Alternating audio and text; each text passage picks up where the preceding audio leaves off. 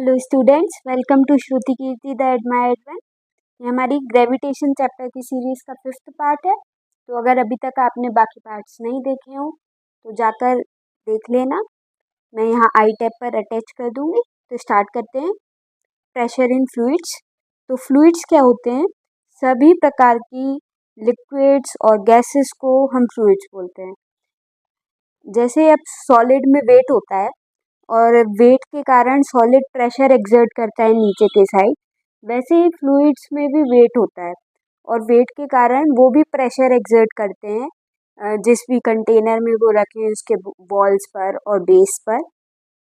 अगर किसी फ्लूइड पे बाहर से प्रेशर एक्सर्ट किया जाए, बाहर से हम पिस्टन की मदद से फ्लूइड पर प्रेशर एक्सर्ट करें, किसी स्मॉल अमाउंट ऑफ फ्लूइड पे प्रेशर एक्सर्ट करें, तो क्या होगा?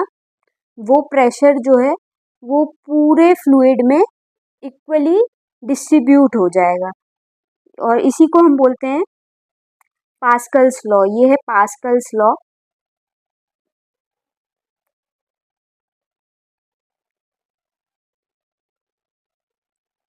पास्कल्स लॉ हाइड्रोलिक लिफ्ट का जो प्रिंसिपल है वो इसी लॉ पर बेस्ड है, इसी पर बेस्ड है। अब हम देखते हैं कि ब्यूएंट फोर्स क्या होता है। अगर हम एक बैलून लें और उसको हम बकेट में डिप करने की कोशिश करें, वाटर में, बकेट जो कि वाटर से भरी हुई है उसमें हम बैलून को डिप करने की कोशिश करें, उससे उसमें ऊपर से फोर्स लगाएं, तो क्या होगा? हमने जितनी देर के लिए बलून पर फोर्स लगा के रखा वो नीचे जाएगा और जैसे ही हमने हाथ हटाया बलून वापस से ऊपर आ जाएगा। ऐसा क्यों होता है? और बलून नॉर्मली भी अगर हम बकेट में डालेंगे जो कि पानी से भरी हुई है तो बलून उसमें फ्लोट करेगा और हम नीचे प्रेशर लगा रहे हैं तो उतनी देर के लिए नीचे, जैसे ही हाथ हटाया तुरंत ऊपर। तो ये ऊपर कैसे आ रहा है? बलून ऊपर क्यों आता है? नीचे जा रहा है ग्रेविटेशनल फोर्स के कारण ऊपर आता है, ड्यू टू मतलब वाटर भी उस पे एक फोर्स लगा रहा है। अब ये जो फोर्स जो उस पे अब ऊपर की डायरेक्शन में लग रहा है, इस फोर्स को हम बोलते हैं ब्यूएंट फोर्स या फिर ब्यूएंसी या अपथ्रस्ट भी बोलते हैं इस फोर्स को। तो ब्यूएंट फोर्स क्या है? अपवर्ड फोर्स है। ब्यूएंट फोर्स क्या है? अपवर्ड फोर्स है जो ऑब्जेक्ट पे एक्सर्ट हो रहा है, जो कि पूरी तरीके से या पार्शली फ्लूइड में इमर्स्ड है। और इस अपवर्ड फोर्स को हम अपथ्रस्ट भी बोलते हैं, ब्यूएंसी भी बोलते हैं और ब्यूएंट फोर्स भी बोलते हैं। इसके कुछ एग्जांपल्स देख लेते हैं। जैसे हम स्विम करते हैं तो हमको स्विमिंग करते समय अपनी बॉडी हल्की महसूस होती है। ऐसा क्यों होता है? क्योंकि ऐसे नॉर्मली जब हम वाटर के बाहर होते हैं, फ्लूइड के बाहर होते हैं, जब स्विम नहीं कर रहे होते हैं तो हमारे ऊपर कौन सा फोर्स एक्ट करता है? ग्रेविटेशनल फोर्स, नीचे की तरफ। और जैसे हम स्विम कर रहे हैं तो वाटर में क्या होता है? वाटर हम पर ब्यूएंट फोर्स भी लगाएगा, ब्यूएंट फोर्स भी लगाएगा, अपथ्रस्ट लगाएगा, तो नेट फोर्स जो है वो कम हो जाता है। ग्रेविटेशनल फोर्स हम पर एक्ट कर रहा है नीचे की तरफ, ग्रेविटेशनल फोर्स, और वाटर हम पर एक फोर्स लगाता है जिसको हम ब्यूएंट फोर्स या अपथ्रस्ट बोलते हैं, ये हम पर एक्ट कर रहा है ऊपर की तरफ। तो जो नेट फोर्स है वो डिक्रीज हो गया। नेट फोर्स डिक्रीज हो गया तो हमको हल्का लगता है। ऐसे ही आपने महसूस किया होगा या फिर नहीं महसूस किया है तो जब हम वेल में से वाटर निकालते हैं तो क्या होता है? जो बकेट है जब तक बकेट वाटर के अंदर है वो हल्की रहती है, वो हमको हल्की महसूस होती है। और जैसे ही बकेट वाटर से बाहर आई वो अचानक हमको भारी लगने लगती है। ऐसा क्यों होता है? क्योंकि जब बकेट वाटर के अंदर थी तो उसमें दो फोर्स एक्ट कर रहे थे, एक ग्रेविटेशनल फोर्स और दूसरा ब्यूएंट फोर्स, जो ग्रेविटेशनल फोर्स के अपोजिट डायरेक्शन में मतलब अपवर्ड डायरेक्शन में एक्ट कर रहा था। तो नेट फोर्स जो है वो कम एक्सपीरियंस हो रहा था। अब जैसे ही बकेट जो है वाटर से बाहर आई तो क्या हुआ? उस पर सिर्फ ग्रेविटेशनल फोर्स एक्सपीरियंस हो रहा है, तो बकेट हमको हैवी महसूस होने लगती है। अब ये जो ब्यूएंट फोर्स है ये मेनली टू फैक्टर्स पे डिपेंड करता है। एक है डेंसिटी, जो फ्लूइड है वो कितना डेंस है, फ्लूइड जितना ज़्यादा डेंस होगा वो उतना ज़्यादा ब्यूएंट फोर्स लगाएगा। और दूसरा वॉल्यूम, वॉल्यूम किसकी, ऑब्जेक्ट की। ये जो ऑब्जेक्ट हम डिप कर रहे हैं या जो ऑब्जेक्ट फ्लूइड के अंदर इंसर्ट हो रहा है, जिस पे हम देख रहे हैं कि कितना ब्यूएंट फोर्स लग रहा है, उसकी वॉल्यूम पर डिपेंड करता है। जितना ज़्यादा फ्लूइड डेंस होगा वो उतना ज़्यादा ब्यूएंट फोर्स लगाएगा, और जितनी ज़्यादा ऑब्जेक्ट की वॉल्यूम होगी उस पर उतना ज़्यादा ब्यूएंट फोर्स लगेगा। कैसे, डेंसिटी होती क्या है, मास पर यूनिट वॉल्यूम को हम डेंसिटी बोलते हैं। तो डेंसिटी क्या है, mass by volume, mass by volume. और जो फ्लूइड जितना ज़्यादा डेंस होगा वो उतना ज़्यादा ब्यूएंट फोर्स लगाएगा। अब मास की एसआई यूनिट क्या होती है, केजी, और वॉल्यूम की एसआई यूनिट क्या होती है, मीटर क्यूब। तो डेंसिटी की एसआई यूनिट क्या हो गई, किलोग्राम पर मीटर क्यूब। अगर ऑब्जेक्ट की डेंसिटी फ्लूइड की डेंसिटी से ज़्यादा है तो क्या होगा, ऑब्जेक्ट सिंक कर जाएगा, नीचे डूब जाएगा। अगर ऑब्जेक्ट डेंसर है तो ऑब्जेक्ट क्या होगा, सिंक कर जाएगा। और अगर ऑब्जेक्ट की डेंसिटी फ्लूइड की डेंसिटी से कम है तो ऑब्जेक्ट उस पर फ्लोट करेगा। अगर ऑब्जेक्ट की डेंसिटी ज़्यादा होगी तो ग्रेविटेशनल फोर्स ज़्यादा होगा, मास ज़्यादा होगा, उसका वेट ज़्यादा होगा।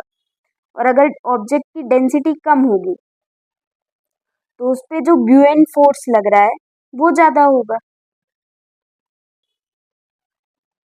जैसे इधर देखिए, यहाँ पे आयरन नील की डेंसिटी जो है वाटर की डेंसिटी से ज़्यादा है, तो आयरन नील वाटर में सिंक कर गई।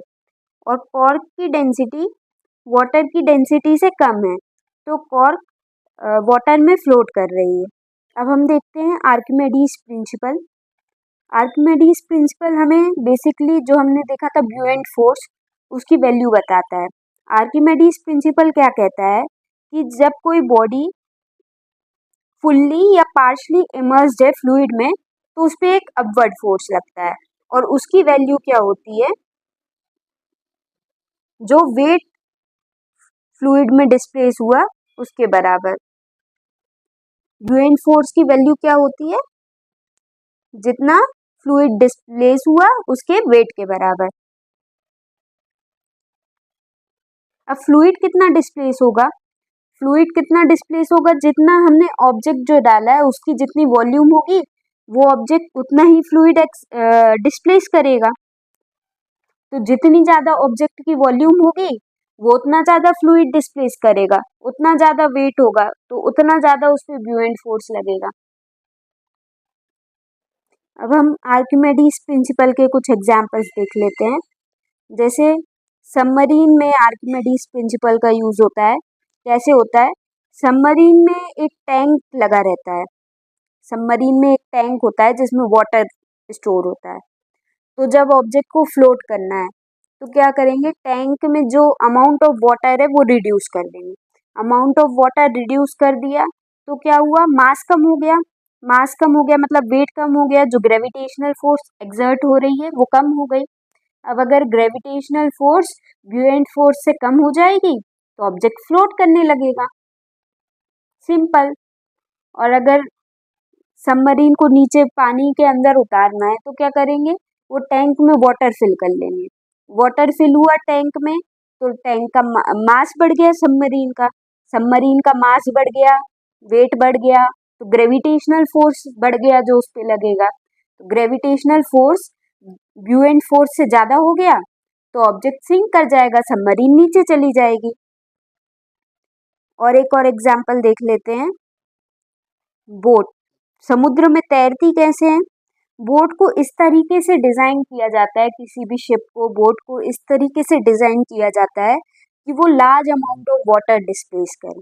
अब large amount of water displace करेंगी तो वो large volume of water displace किया, large volume of water displace उनने किया, तो वो जो वाटर डिस्प्लेस है उसकी वॉल्यूम ज़्यादा है तो उसका वेट भी ज़्यादा होगा। अब वाटर डिस्प्लेस का वेट ज़्यादा है, वाटर डिस्प्लेस का वेट ही ब्यूएंट फोर्स के बराबर होता है, तो ब्यूएंट फोर्स भी ज़्यादा होगा। ब्यूएंट फोर्स ज़्यादा है तो ऑब्जेक्ट फ्लोट करेगा। एक एग्जाम्पल और देख लेते हैं। जो मिल्क की प्योरिटी टेस्ट करने के लिए एक इंस्ट्रूमेंट आता है जिसको हम बोलते हैं लैक्टोमीटर। तो लैक्टोमीटर में भी आर्किमेडीज प्रिंसिपल का यूज होता है। कैसे होता है? अब मैंने आपको बताया कि जो ऑब्जेक्ट जितना ज़्यादा डेंस है वो उतना ज़्यादा ब्यूएंट फोर्स लगाएगा। तो ये डेंसिटी, ऑब्जेक्ट जितना ज़्यादा डेंस है वो उतना ज़्यादा ब्यूएंट फोर्स लगाएगा। तो ये जो इंस्ट्रूमेंट है वो फ्लोट करेगा। अगर ऑब्जेक्ट की डेंसिटी कम हो जाए तो क्या होगा? ऑब्जेक्ट सिंक करने लगेगा, ब्यूएंट फोर्स कम लगेगा। तो इससे हम पता कर सकते हैं कि मिल्क प्योर है कि नहीं, या जो मटेरियल है वो प्योर है कि नहीं। प्योरिटी टेस्ट के लिए भी आर्किमिडीज प्रिंसिपल का यूज होता है। डेंसिटी अपन देखकर कि ऑब्जेक्ट कितना फ्लोट कर रहा है, कितना सिंक कर रहा है, ये देखकर हम पता लगा सकते हैं कि ऑब्जेक्ट कितना प्योर है। मटेरियल, ऑब्जेक्ट बोल रही हूँ मैं, ऑब्जेक्ट कितना प्योर है, फ्लूइड कितना प्योर है। अब हम एक कॉन्सेप्ट और है जो है रिलेटिव डेंसिटी, वो और देख लेते हैं। रिलेटिव डेंसिटी क्या है?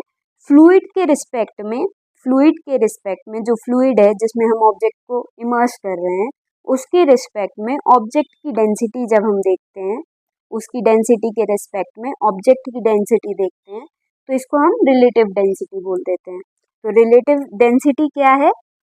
डेंसिटी ऑब्जेक्ट की with respect to density fluid की। जो हमने वाटर लिया है, वाटर हो या कोई सा दूसरा भी फ्लूइड हो सकता है, उसके रिस्पेक्ट में भी हम रिलेटिव डेंसिटी देख सकते हैं। तो अगर रिलेटिव डेंसिटी अगर 1 से ज़्यादा है, रिलेटिव डेंसिटी की वैल्यू अगर 1 से ज़्यादा आ रही है, मतलब क्या? मतलब डेंसिटी ऑब्जेक्ट की फ्लूइड की डेंसिटी से ज़्यादा है, मतलब ऑब्जेक्ट सिंक करेगा। मतलब अगर किसी ऑब्जेक्ट की रिलेटिव डेंसिटी 1 से ज़्यादा है तो ऑब्जेक्ट सिंक करेगा, अगर 1 से कम है तो ऑब्जेक्ट फ्लोट करेगा। ओके, आज के लिए इतना ही। Thanks for watching. Like, subscribe and share.